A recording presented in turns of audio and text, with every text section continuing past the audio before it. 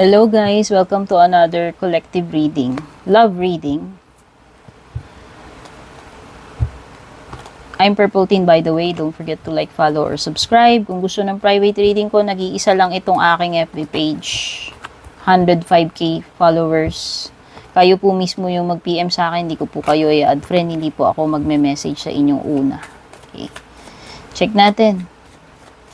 Kung may feelings pa ba sa'yo itong person na to? May feelings pa ba itong person na to?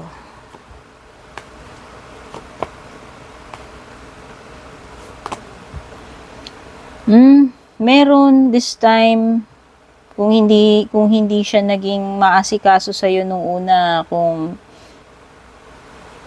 na-take for granted ka niya, hindi ka niya, alam mo yun, napabayaan ka niya, ngayon is babawi siya. Kaya lang nahihiya siya na magsabi. Baka na-intimidate or na, alam mo yun, pwedeng pride, pwedeng ego, or pwedeng nahihiya siya lumapit kung nagkaroon siya ng atraso sa'yo before.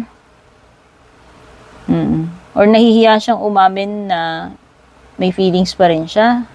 Ayaw niya kasi magmukhang tanga, ayaw niya mapahiya, ayaw niya ma-reject. Okay? So, pwedeng, hesitant din kasi to na, magsabi. Yan, Meron siyang, tinatagong feelings para sa'yo. Yun yung nakikita ko dito. And, eventually, magsasabi din yan.